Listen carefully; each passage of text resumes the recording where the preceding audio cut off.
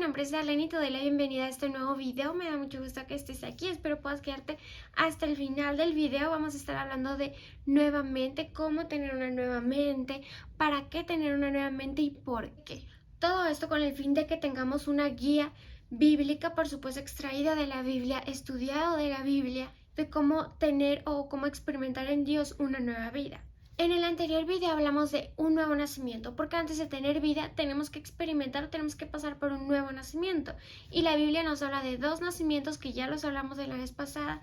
Espero recuerdes que era el nacimiento del Espíritu y el nacimiento por el agua. En esta ocasión vamos a hablar de una nueva mente, así que te dejo con el video.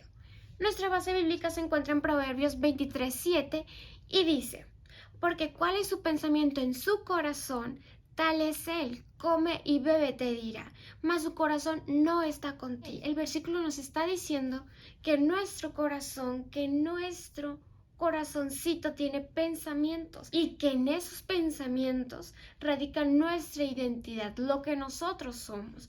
Por ejemplo, tus sueños, tus anhelos, tus amarguras, tus deseos, tus deleites, todo empiezan por un pensamiento en el corazón, todo está en el corazón, es como el chip que tenemos los humanos, ¿no? Y me gustaría añadir otro versículo que nos va a servir de base bíblica, que es: no os conforméis a este siglo, sino transformaos por medio de la renovación de vuestro entendimiento, para que comprobemos cuál sea la buena voluntad de Dios, agradable y perfecta. Tú ya tienes una forma de pensar, tú ya tienes sueños, tú ya tienes anhelos. Este segundo versículo nos habla de renovarlos. Entonces, tenemos claro que ya tengo una mente, ya tengo pensamientos, ya tengo deseos, ya tengo sueños. Ahora hay que renovarlos y es aquí donde abrimos el primer subtema de este video. ¿Por qué?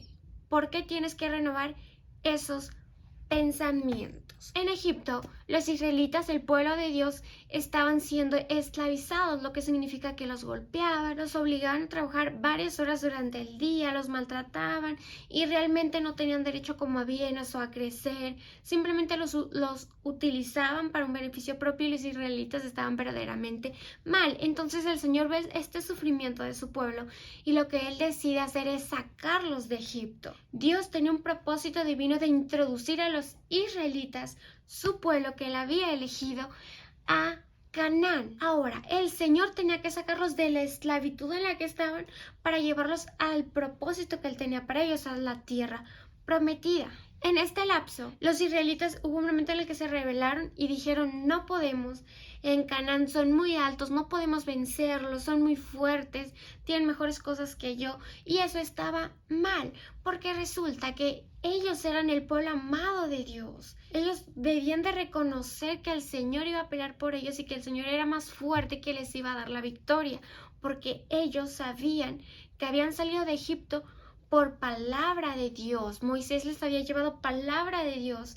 Entonces tenían un origen, tenían un fundamento santo, un fundamento divino, un motivo divino para salir de Egipto. Y no solamente eso, tenían un propósito divino, tenían un adonde y tenían a su Dios que los iba a proteger, pero ellos dudaron en su corazón en lugar de confiar. Y yo sé que tú has dudado de Dios y yo he dudado de Dios y nunca salen buenos frutos de eso. ¿Por qué dudamos? Por nuestra falta de comunión con el Espíritu Santo, porque no pasamos suficiente tiempo con Él, porque no leemos la palabra de Dios, porque no ayunamos, no sacrificamos nuestros deseos carnales para servirle. ¿Por qué tener una nueva mente? ¿Por qué renovar nuestra mente? En el mundo eres, si no te has entregado a Dios, o eras esclavo, que tus pensamientos, tus emociones y tus sentimientos estaban ligados a las circunstancias por las que estabas pasando, estaban ligados a una enfermedad que estabas pasando, estaban ligados a un vicio que estabas pasando. Tienes que renovar tu mente para que dejes de pensar como esclavo y empieces a pensar como un libre. ¿Para qué? Dios tiene un propósito divino contigo. Dios te ama. De algo que me ha quedado completamente claro, en mis errores y en las cosas que no eran errores, el amor de Dios siempre prevaleció sobre lo bueno, sobre lo malo, siempre prevaleció. Dios tiene un a dónde te quiere llevar, un cómo te quiere llevar, un por qué te quiere llevar. Tu vida está fundada en Dios porque Él te hizo por un propósito. El Señor tiene cosas que entregarte. El Señor quiere que tú vivas de una cierta manera para que tú abras esas puertas espirituales correctas y no abras las incorrectas. Y ese daño que te pueden causar puede ser eterno. Si sigues pensando como un esclavo, tú puedes perderte de todo lo que Dios tiene para ti. ¿Cómo puedes tener una mente nueva? Número 1, observa.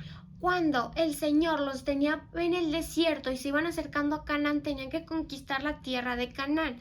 Canaán estaba siendo habitada. Se envían a 12 espías a que vayan a espiar la tierra de Canaán, a que digan cómo están sus muros, cómo son sus... a observar la tierra. Es permitido que observes el panorama como estos 12 espías. Lo que sucedió con estos 12 espías es que 10 tuvieron temor e infundieron temor al pueblo de Dios. Llegaron y dijeron que no los podían vencer, que eran mucho más grandes que ellos, que eran más fuertes que ellos, que era imposible. Pero hubo 2 espías, entre ellos Caleb, quien dijo: observa el panorama, pero nuestro Dios es más poderoso para vencer.